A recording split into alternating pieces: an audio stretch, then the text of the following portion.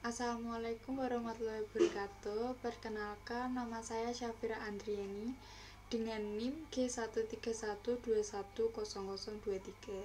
Di sini saya akan mempresentasikan tugas sistem enterprise.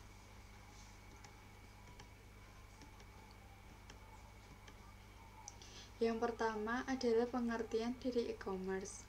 Electronic commerce, perdagangan elektronik atau biasa disingkat dengan e-commerce, adalah model bisnis atau perdagangan yang dilakukan secara online dengan memanfaatkan internet.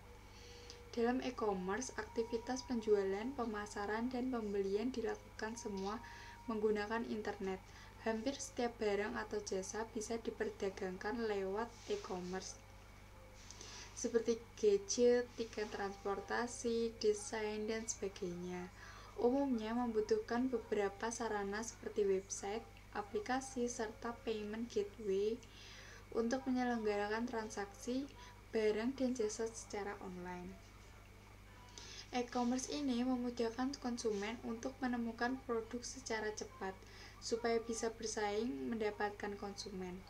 Perusahaan-perusahaan dengan model bisnis tradisional akhirnya harus beradaptasi menggunakan skema baru e-commerce. Contoh dari e-commerce yang pertama ada Shopee, ada Tokopedia, ada Blibli, yaitu adalah contoh dari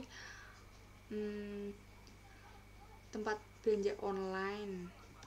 Yang kedua ada Traveloka dan Tiket.com, yaitu adalah tempat untuk memesan tiket dan lain sebagainya. E-commerce memiliki beberapa jenis, yaitu A. Business to consumer, yaitu e-commerce dengan skema perusahaan menjual produk langsung ke pengguna akhir tanpa perantara atau pihak ketiga. B. Consumer to consumer, yaitu jenis e-commerce dengan skema transaksi produk dari individu atau konsumen perorangan, bukan perusahaan, ke konsumen yang lainnya, biasanya memanfaatkan platform marketplace untuk melangsungkan aktivitas jual beli seperti Shopee, Lazada, dan lain-lain. Business to business yaitu jenis e-commerce yang proses transaksi produknya dilakukan dari satu perusahaan ke perusahaan lain. D. Consumer to business yaitu jenis e-commerce dengan skema jual beli produk dari konsumen ke perusahaan. Produk yang ditawarkan biasanya berupa jasa, misalnya jasa freelance design, foto, menulis, dan sebagainya. Nah, manfaat dari e-commerce yang pertama, bisnis bisa beroperasi secara fleksibel, tak ada batasan waktu dan dapat berjalan 24 jam. Yang kedua, mampu menawarkan produk yang lebih beragam dan berbagai penjual. Yang ketiga, biaya pengoperasian bisnis e-commerce bisa berpotensi lebih murah. Dikarenakan dalam beberapa kasus penjual yang menggunakan model e-commerce tidak membutuhkan biaya untuk mengurus properti fisik seperti sewa toko atau bayar pajak properti. Yang keempat, memiliki jangkauan pasar yang luas, tak ada hambatan geografis, sehingga produk bisa dipasarkan hingga lintas batas negara dengan mudah. Yang kelima, memudahkan perusahaan untuk menargetkan produknya ke konsumen, misal dengan memanfaatkan layanan iklan untuk ditampilkan di media sosial. Nah, pengertian dari e-bisnis. E-bisnis adalah salah satu jenis kegiatan usaha yang dilakukan dengan menggunakan sistem informasi yang terkomputerisasi. Lalu adapun manfaat dari e-bisnis yang pertama adalah memperluas pasar. Dengan memanfaatkan layanan digital, para pelaku bisnis bisa melebarkan cakupan pendistribusian barang dagangannya dan menjangkau lebih banyak konsumen dari berbagai daerah. Yang kedua, bisa menghemat biaya, karena keuntungan e-bisnis selanjutnya yakni dapat menghemat nominal pengeluaran, mulai dari biaya komunikasi, operasional, hingga pemasaran. 3. Praktis. Bagi konsumen yang ingin membeli barang atau jasa dapat melihat katalog dan informasi mengenai produk melalui internet, sehingga konsumen tidak perlu repot-repot untuk datang ke toko hanya untuk mengetahui wujud barang tersebut. Keempat, meningkatkan citra. Meningkatkan kesan baik di mata konsumen. sebab dengan media informasi berbasis internet dapat lebih efisien dalam menggerakkan kampanye serta promosi bisnis untuk menaikkan engagement rate perusahaan. Nah, apa sih perbedaan dari e-commerce dan e-business? Yang pertama, e-commerce adalah aktivitas jual beli melalui internet. Yang kedua, e-commerce hanya memerlukan keberadaan situs web untuk mewakili kegiatan bisnisnya. Yang ketiga, e-commerce menggunakan pendekatan extrovert, sebab kegiatannya berhubungan langsung dengan pemasok, distributor, dan juga pelanggan. Lalu apa sih e-business? Nah, e-business merupakan seluruh kegiatan bisnis dilakukan melalui internet, sehingga tidak hanya praktik jual beli saja. Yang kedua, e-business melakukan pendekatan ambivert, atau dapat dikatakan bahwa seluruh kegiatan di dalamnya juga sudah mencakup proses bisnis internal maupun eksternal.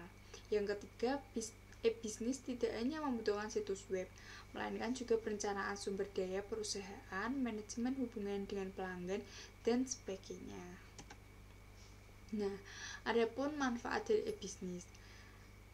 Dampak positif pertama, yaitu meningkatkan aliran pendapatan perusahaan. Berkat penggunaan internet, sumber pendapatan keuangan perusahaan semakin beragam dan mampu terjadi secara real time tanpa melihat jarak dan waktu.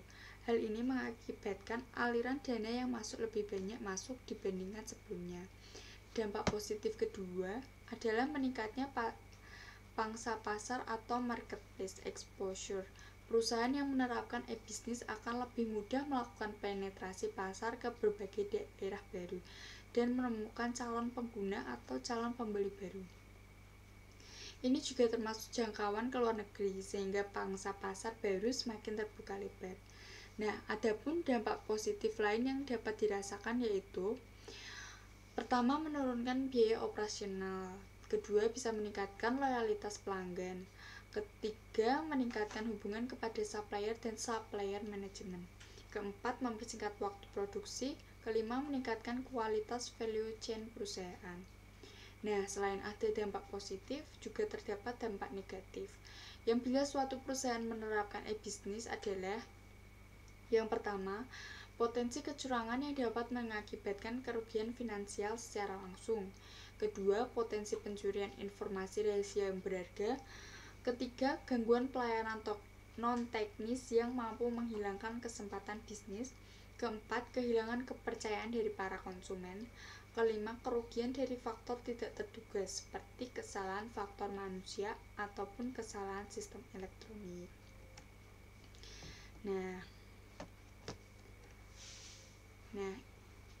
gambar yang ada di samping ini merupakan konsep yang dapat mengajarkan kiat dan strategi untuk membangun dan menjalin hubungan yang efektif antara perusahaan dengan pelanggan agar tercapailah apa yang kerap diistilahkan sebagai customer satisfaction atau kepuasan, customer loyalty atau loyalitas, dan customer retention atau ingatan. Nah, yang termasuk di dalam proses CRM adalah 1. Proses penanganan keluhan pelanggan. 2. Proses penanganan pesanan pelanggan. 3. Proses penanganan permintaan informasi dari pelanggan. 4. Proses pengelolaan data dan informasi seputar pelanggan. 5. Proses pengelolaan kebutuhan pelanggan. Proses analisa karakteristik dan perilaku pelanggan dan lainnya. Sistem CRM meliputi sekelompok modul software yang memberi berbagai alat yang mendukung perusahaan dan para karyawannya dalam memberikan layanan yang cepat, dapat diandalkan dan konsisten ke para pelanggannya. Konsep CRM ini cenderung menerapkan aplikasi bisnis e-commerce bertipe B2C atau business to customer. Nah, SCM adalah suatu sistem tempat organisasi menyalurkan barang produksi dan jasanya kepada para pelanggan.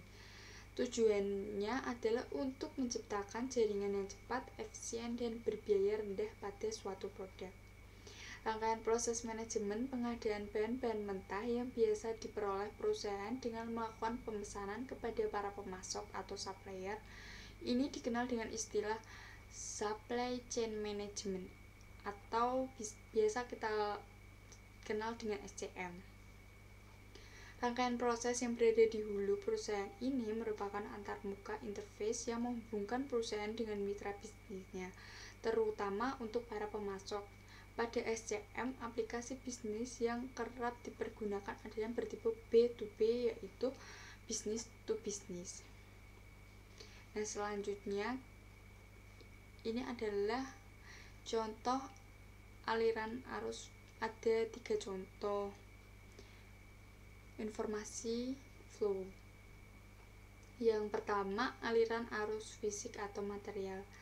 Dalam aliran fisik material, barang melibatkan transformasi pergerakan, penyimpanan barang dan bahan baku, daur ulang, limbah, dan pembuangan. Secara sederhana, arus ini adalah yang paling mudah dilihat. Nah, yang kedua, adapun aliran arus informasi. Arus informasi yang diperoleh dalam jaringan ini memungkinkan berbagai rantai pasok saling berkoordinasi dalam mewujudkan rencana jangka panjang dan mengontrol aliran barangnya. Ketiga, aliran arus finansial atau keuangan. Nah, satu hal yang tak kalah penting yaitu masalah keuangan. Aliran keuangan ini meliputi informasi atau persyaratan kredit, jadwal pembayaran, tenggang waktu, pengaturan kepemilikan, dan status pengiriman. Nah, adapun contoh rantai pasokan. Yang pertama adalah supplier. Aliran fisik yang ada dalam mata rantai yang pertama antara lain bahan baku, bahan mentah, bahan tambahan, ataupun suku cadang. Pemasok atau pemasok yang berada dalam rantai pertama saling berhubungan dengan pemasok lainnya. Pada mata rantai pertama ini, jumlahnya bisa sangat banyak, tapi bisa juga hanya ada pemasok tunggal atau sedikit. Yang kedua adalah manufaktur. Mata rantai pertama dihubungkan dengan mata rantai kedua. Di sini dapat berupa manufaktur, plant assembler, fabrikator, atau bentuk lainnya. Pada titik ini dilakukan pembuatan, fabrikasi, assembling, perakitan, dan konversi hingga finishing. Sampai di tahap ini, dengan perencanaan yang baik, sebenarnya sudah terdapat potensi untuk melakukan penghematan. Target-target penghematan pada titik ini contohnya dalam hal inventory atau untuk raw material, bahan setengah jadi, dan bahan jadi yang berada di pihak supplier, manufaktur, dan tempat transit. Yang ketiga adalah distributor. Finishing produk yang dihasilkan oleh pabrikan kemudian didistribusikan kepada konsumen. Bisnis distributor adalah sebuah usaha di mana pihak perantara menjembatani kepentingan jual beli antara produsen dan pengecer. Proses distributor ini dimulai dengan pembelian produk dari pabrik atau mata rantai pabrikan atau distributor lain yang lebih besar. Selanjutnya dilakukan pengklasifikasian produk untuk didistribusikan ke pengecer ataupun ke pengguna akhir. Yang keempat adalah retail outlet. Pedagang besar biasanya mempunyai fasilitas gudang milik sendiri atau dapat juga menyewa dari pihak lain. Gudang ini digunakan untuk menumpuk barang sebelum didistribusikan lagi ke pihak retailer. Transportasi hingga ke outlet para tuntutan biasanya dilakukan menggunakan jalur darat. Pada titik ini kembali kita dapat melihat potensi-potensi untuk melakukan efisiensi.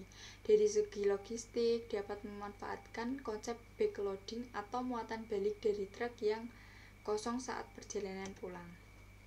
Yang kelima adalah customer.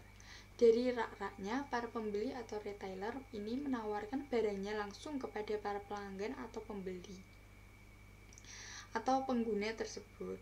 Outlet yang termasuk ada toko, warung, warung serba ada, swalayan, toko kelontong, koperasi, mall, toko klub, dan sebagainya di mana pembeli akhir itu melakukan pembelian. Walaupun secara fisik dapat dikatakan bahwa ini merupakan mata rantai yang terakhir, sebenarnya masih ada satu mata rantai lagi, yaitu dari pembeli yang mendatangi outlet ke pengecer tadi, ke pelanggan nyata atau pengguna nyata, karena pembeli belum tentu menggunakan pengguna sesungguhnya. Mata rantai suplai baru betul-betul berhenti setelah barang yang bersangkutan tiba di pemakai langsung, pemakai yang sebenarnya, atau barang atau jasa yang dimaksud. Nah, contoh supply chain atau mata rantai yang dijelaskan di konsep gambaran umum terhadap konsep rantai pasok. Nah, apa sih rantai pasok? Rantai pasok merupakan suatu ilmu yang cukup kompleks yang memiliki kemampuan untuk beradaptasi dan berkembang sesuai dengan teknologi serta kebutuhan dari konsumen. Ya. Sekian presentasi dari saya. Bila ada kata yang salah, mohon dimaafkan. Wassalamualaikum warahmatullahi wabarakatuh.